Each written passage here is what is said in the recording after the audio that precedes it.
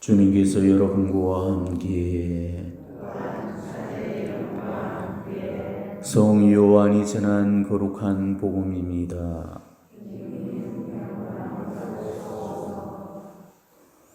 그때 마리아는 무덤 밖에 서서 울고 있었다. 그렇게 울면서 무덤 쪽으로 몸을 굽혀 들여다보니 하얀 옷을 입은 두 천사가 앉아 있었다. 한 천사는 예수님의 시신이 놓였던 자리머리맡에, 다른 천사는 발치에 있었다. 그들이 마리아에게 여인아 왜 우느냐 하고 묻자 마리아가 그들에게 대답하였다. 누가 저의 주님을 꺼내갔습니다. 어디에 모셨는지 모르겠습니다.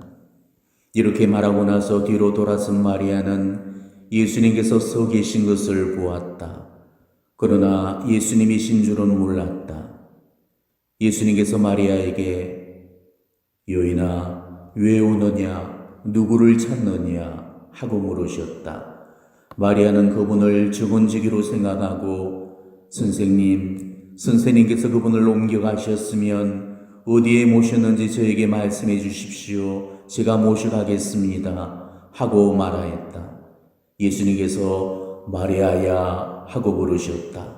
마리아는 돌아서서 히브리 말로 랍보니 하고 불렀다. 이는 스승님이라는 뜻이다.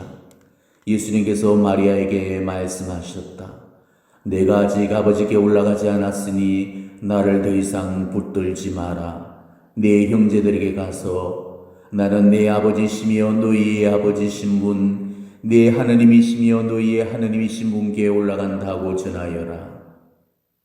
마리아 막달레나는 제자들에게 가서 제가 주님을 배웠습니다 하면서 예수님께서 자기에게 하신 이 말씀을 전하였다. 주님의 말씀입니다.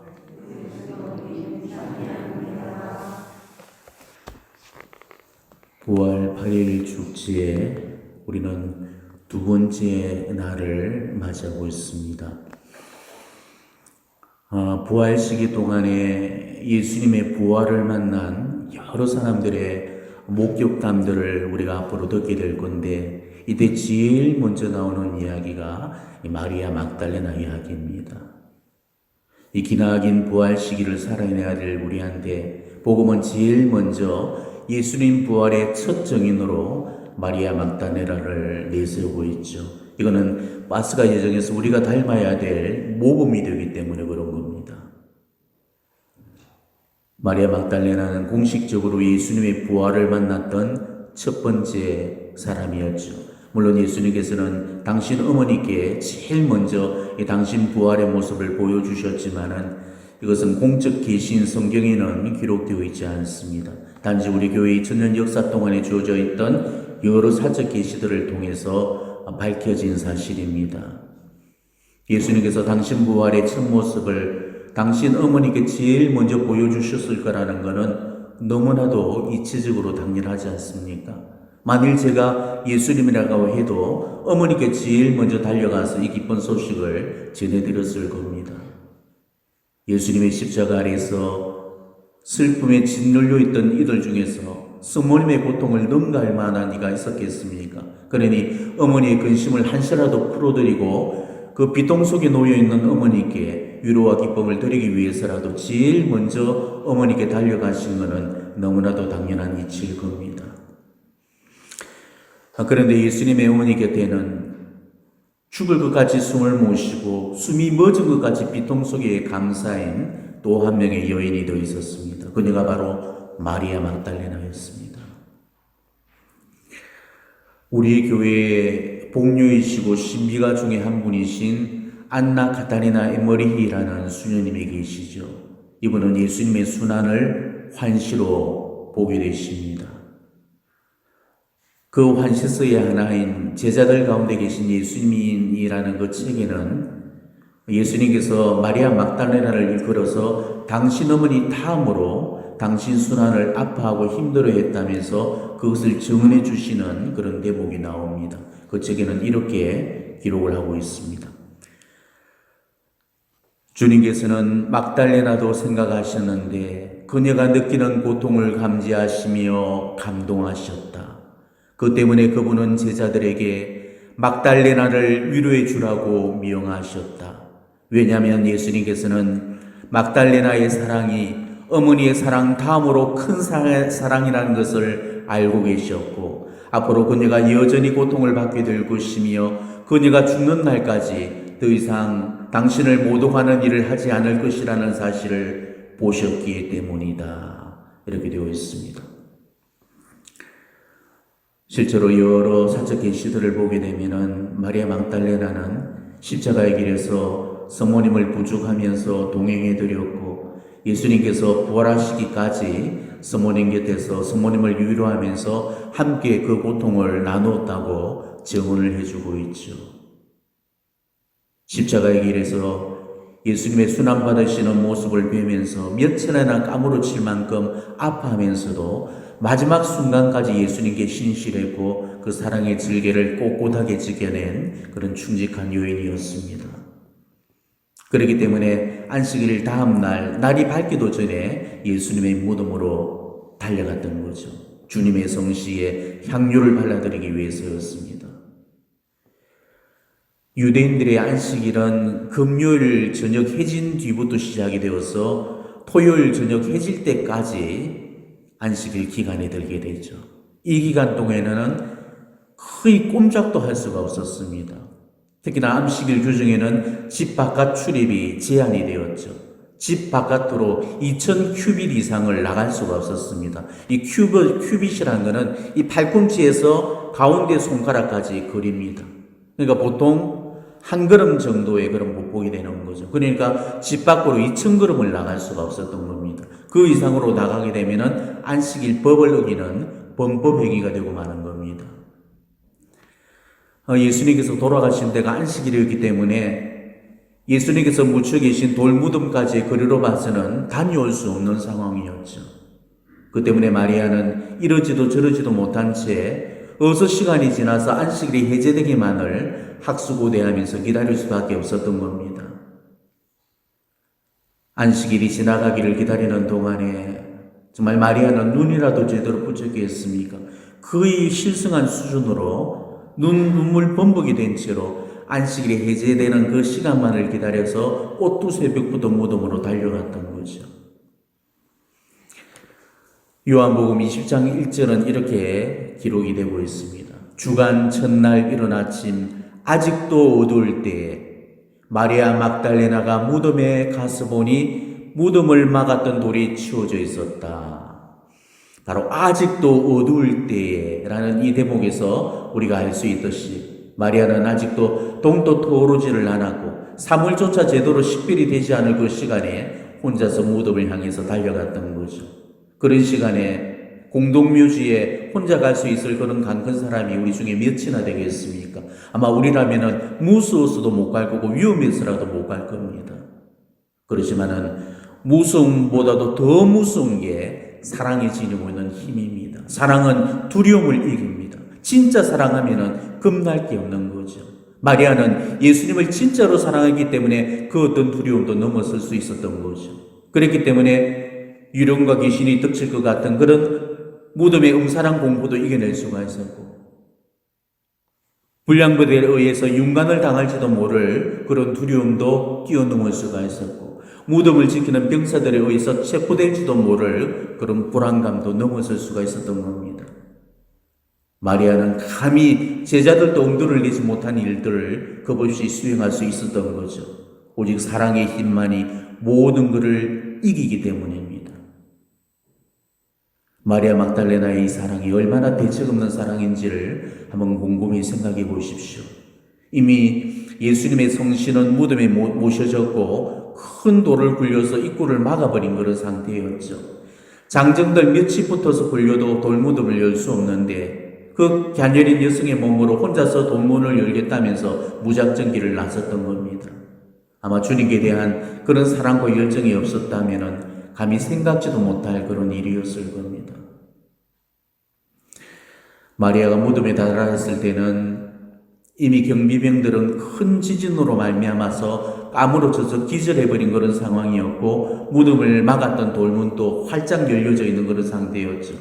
그 순간 마리아는 예수님의 성실을 누군가가 훔쳐갔다고 생각하고는 슬피 울면서 제자들한테 달려가서 자신이 본 것을 말해주게 됩니다. 이때 베드로와 요한이 다급히 무덤으로 달려갔고 무덤 안을 들여다보니까 예수님의 성실을 감쌌던 그 수의가 한쪽에 잘 개겨져 있었고 예수님의 성실은 온데간데 없이 사라져버렸습니다. 이때 제자들은 어리둥절한 상태로 집으로 돌아갔고 마리아만 바로 그 자리에 홀로 남아서 성실을 잃어버린 그 슬픔을 가누지 못해서 울고 있었던 거죠. 바로 오늘 대목이 여기에서부터 시작이 되는 겁니다. 이때 마리아는 눈물 투성이의 눈으로 혹시나 싶어서 한 번 더 무덤 속을 들여다봤지. 예수님의 성실을 잘못 찾은 건 아닌가 싶어서 다시 한번 확인하기 위해서 무덤 속을 들여다봤습니다. 그런데 이때 놀랍게도 두 천사가 예수님의 시신이 있던 자리에 그 머리막과 발치에 앉아 있는 거였습니다. 그렇지만 마리아는 천사를 알아보지 못했죠. 왜 우느냐라는 천사의 물음에 누가 제 주님을 꺼내갔습니다. 어디에 보시는지 모르겠습니다. 라고 한 대답을 했습니다. 아니 어떻게 천사를 몰라볼 수 있었는지 아마 우리로서는 다소 의아하게 생각되어질 수도 있겠지만은 마리아의 머릿속은 온통 예수님 생각뿐이었기 때문입니다.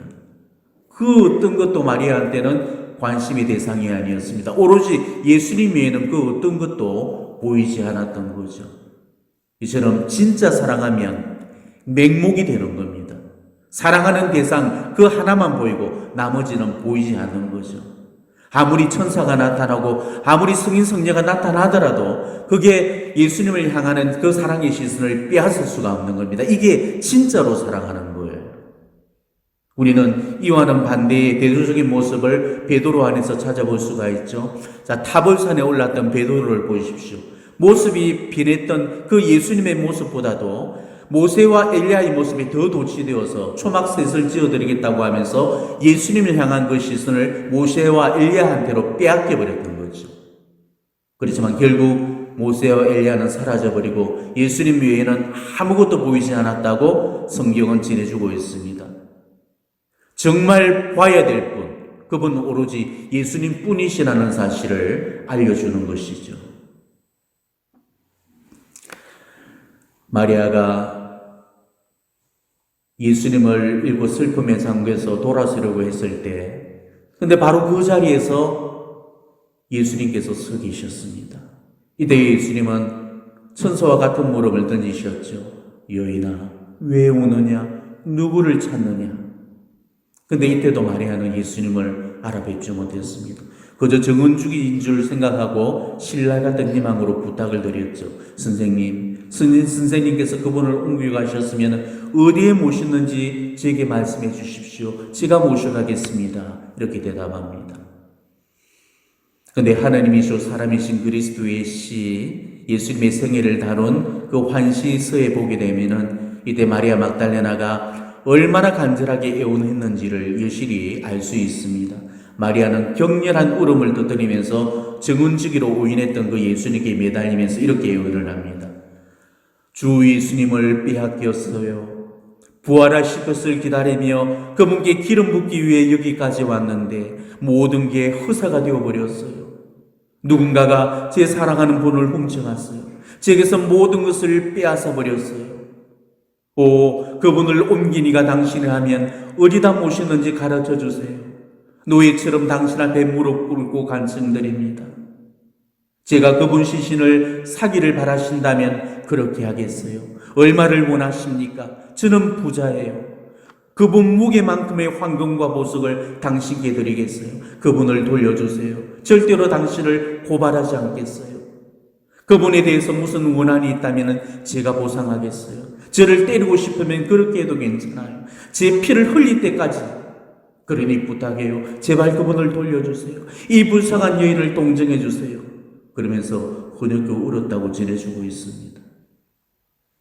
그런데 바로 그 순간에 그 정은지기가 마리아야 하고 그녀의 이름을 불러주게 되죠. 그제서야 마리아는 그분이 예수님이신 줄 알고 기쁨을 주체할 수 없어 라쁘니 하고 불러드렸습니다. 그런데 이때 예수님께서는 마리아에게 아리송한 말씀을 하시죠. 마리아가 라쁘니 하고 불렀을 뿐인데도 예수님께서는 내가 아직 아버지께 올라가지 않았으니 나를 더 이상 붙들지 마라 이렇게 말씀하십니다.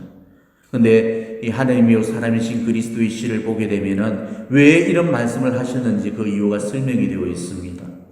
마리아는 라쁘니 하고 그리고 그 즉시 예수님의 발치에 꿇어앉아서 엎드려서 그분의 발에 입맞춤을 해드리려고 몸을 굽혔던 거죠. 그런데 그 순간에 예수님은 그 절의 제스처로 가볍게 손가락으로 이 마리아의 이마를 스치듯이 두드리면서 당신 부활의 몸을 아버지께 보여드리기 전까지는 누구도 당신 몸을 만지는 것을 허락할 수 없다 이렇게 말씀을 하셨던 겁니다. 그리고 그러고 나서 제자들에게 갈릴레아에서 만날 것을 전해라고 이러시고는 홀연히 사라지셨죠. 여기까지가 오늘 복음의 줄거리입니다. 그런데 오늘 복음에서 정말 이해가 가지 않는 궁금한 점이 한 가지가 있죠. 자, 예수님이 부활하셔서 마리아 앞에 나타나셨을 때 마리아는 왜 예수님을 몰라봤을까? 어떻게 이런 일이 가능할 수 있겠습니까? 그토록 사랑하는 분의 얼굴을 눈앞에 보고서도 못 알아볼 수가 어떻게 있겠습니까? 그런데 이게 정말 우리에게 시사해 주는 바가 큽니다. 바로 이 모습이 정말 우리가 찾아야 될 부활한 예수님의 모습이기 때문에 그런 겁니다. 내가 아는 예수님의 모습과 부활하신 예수님의 모습은 다릅니다. 우리는 내가 아는 예수님의 모습이 아니고 부활하신 예수님의 모습을 찾아야 되는 거죠. 마리아가 부활하신 예수님을 뵙고도 예수님을 못 알아본 이유는 자기가 알고 있는 그런 예수님의 모습만을 생각하고 있었기 때문이죠. 예수님은 이런 분이셔야 된다는 자기 생각이 결국은 부활하신 예수님을 놓치게 만들었던 겁니다. 그러지만 마리아에게 나타나셨던 그 부활하신 예수님은 마리아가 늘 꿈꿔왔던 그런 예수님의 모습과는 달랐습니다. 그 때문에 마리아는 예수님을 몰라왔던 거죠. 예수님이 마리아야 하고 부르셨을 때 그때 비로소 주님인 줄 알아뵙게 되죠. 우리도 저마다 자기가 생각하고 있는 부활하신 예수님의 모습이 다들 있을 겁니다. 부활하신 예수님은 이런 분이셔야 된다는 자기가 꿈꾸는 예수님의 모습이 이 고정관념처럼 우리 뇌리 속에 딱 박혀져 있습니다. 어쩌면 우리가 만들어 놓은 이런 부활하신 예수님의 이미지 때문에 우리는 지금 부활하신 예수님을 놓치고 사는지도 모르는 겁니다. 우리가 원하는 부활과 예수님께서 말씀하시는 부활은 다릅니다. 이게 바로 마리아가 부활하신 예수님을 못 알아본 이유였고 이게 바로 우리가 부활을 못 만나는 그런 이유이기도 하죠. 우리가 정말로 부활하신 예수님을 만나려고 한다면 내가 생각하고 꿈꿔왔던 그런 예수님의 모습은 내려놓고 정말 모습을 달리해서 마리아에게 찾아오신 그런 예수님의 모습을 우리가 묵상해 보셔야 된다는 겁니다. 부활하신 예수님은 오늘도 내일도 그 어떤 모습을 통해서도 그 누구를 통해서도 나한테 말을 걸어오십니다. 우리 삶 속에서 모습을 달리해서 찾아오시는 그 예수님을 자꾸 놓치는 그런 어리석음은 없어야 합니다. 부활하신 예수님은 우리가 원하는 모습으로 찾아오지 않으십니다. 어쩌면 지치고 상처받은 얼굴로 이미 내게 오셨을 수도 있고 어쩌면 나를 가장 힘들게 하는 사람의 얼굴로 이미 오셨을 수도 있는 거죠. 그런데도 우리는 우리 주님 못 보셨나요? 하고 이렇게 말하고 있는 마리아의 모습을 하고 아직도 주님을 다른 데서 찾아 헤매고 있는지도 모르는 겁니다. 그래도 마리아는 마리아야 하는 예수님의 목소리를 듣고 바로 알아차렸지만은 우리는 예수님이 마리아야 하고 우리 이름을 부르셔도 우리는 그걸 늘 놓치고 살고 있잖아요. 지금 내 자식이 학교에서 왕따를 당하고 공부를 못해서 시험 점수가 엉망이 되고 애들하고 싸우고 친구들하고 관계가 좋지 못해서 코가 빠져서 터덜터덜 걸어와서 엄마 하고 부르는데 우리는 그 엄마라는 소리를 놓치고 있죠. 지혜가 왜 엄마라고 부르는지 마리아가 마리아야 하고 그 부르는 소리를 듣고 예수님인 줄 알아차렸듯이 엄마라고 부르는 그 자식의 소리를 듣고 그 아이 속에서 말씀하시는 그 부활하신 예수님의 음성을 알아들을 수 있어야 된다는 것이죠. 부활하신 예수님은 나를 부르는 남편의 목소리를 통해서도 말씀하십니다. 여보라고 부르는 그 음성 속에는 여보, 나 밖에서 일하는 게 너무 지치고 외로워. 나 지금 위로가 필요해. 이런 애잔함이 담겨 있는데도 우리는 그 음성을 들으면서도 완전히 개묵살을 해버리고 말죠. 그러면서 예수님 못 보셨나요? 하면서 예수님을 다른 데서 찾아 헤매고 있는 겁니다. 시골에 계신 부모님이 오랜만에 전화를 걸어와서 누구야 하고 부르는 그 음성 속에는 네가 너무 보고 싶다. 한번 내려와 줄래? 그런 사무침과 걸음이 있다는 것을 얼른 우리가 알아차리고 정말 부모님을 찾아 고향으로 내려가는 그런 엠마오를 결행해야 된다는 것입니다. 예수님이 마리아야 하고 부르시듯이 누군가가 마리아 씨, 루시아 씨라고 부를 때 바로 그 음성 속에 주님의 목소리를 들을 수 있어야 된다는 겁니다. 누군가가 내 이름을 부르면서 다가올 때 그 음성 속에서 바로 부활하신 예수님의 목소리를 들을 수 있어야 됩니다. 결국 부활이라는 것은 정말 소통하지 못하고 있는 다른 사람들과 함께하고 소통하는 겁니다. 그들의 아픔을 바라봐주고 손잡아줄 수 있는 것, 서로 공감하고 이해하고 불쌍히 여겨줄 줄 아는 것, 이게 곧 부활이라는 것이죠. 나와 가장 가까운 가족들, 그리고 나와 함께하고 있는 그 이웃들을 통해서 말씀하시는 그런 부활하신 예수님의 음성에 귀를 기울이게 될 때 바로 그 순간 바로 부활하신 예수님이 우리 곁에 와 계시다는 것을 비로소 깨닫게 될 겁니다. 마리아도 곁에 계신 예수님을 음성을 듣고서야 알아비었듯이 우리들 역시도 그들의 모습 속에서 발견하지 못했던 부활하신 예수님을 그들의 음성을 통해서 발견할 수 있어야 된다는 거죠. 울고 절망하고 신음하면서 고통 중에 괴로워하고 있는 그런 사람의 음성에 귀를 기울이게 될 때 우리는 부활하신 예수님을 그때 비로소 만날 수 있게 되는 것입니다. 부활하신 예수님은 지금 나와 아주 가까운 거리에 서 계십니다. 그러니 가까이 계신 예수님을 너무 멀리서 찾지 않았으면 합니다. 내 남편, 내 아내 속에서 그 부활하신 예수님은 서 계셔 주실 테고 내 자녀 그리고 내 가정 속에서 제일 먼저 부활하신 예수님을 만날 수 있을 겁니다. 내 남편한테서, 내 자녀한테서, 내 부모한테서 그리고 내 이웃들한테서 내가 닫아놓은 마음을 풀고 감았던 눈을 뜨고 막았던 길을 열고 다물었던 입을 열게 될 때 그때 우리는 부활하신 예수님을 진짜로 만나게 될 겁니다. 그들의 말에 귀를 기울이고 그들의 아픔에 눈을 뜨면서 마음을 활짝 열고 이렇게 부활을 받아들이시길 바랍니다. 누군가의 고통을 함께 해주고 희망의 말 한마디를 건네게 될 때 내 속에도 그리고 그 사람 속에도 부활이 일어나게 될 겁니다. 우리가 삶의 가장 가까운 곳에서부터 우리와 가장 가까이 하는 그런 사람들과 이런 부활을 나누게 될 때 비로소 온전히 이 부활의 신비를 깨닫게 되실 겁니다. 예수님께서 부활하셨습니다. 부활하신 이 예수님이 정말 여러분의 삶 가운데서도 부활하셔서 정말 여러분 모두가 진정으로 예수님의 부활을 체험하시기를 주님의 이름으로 간절히 축원드립니다. 아멘.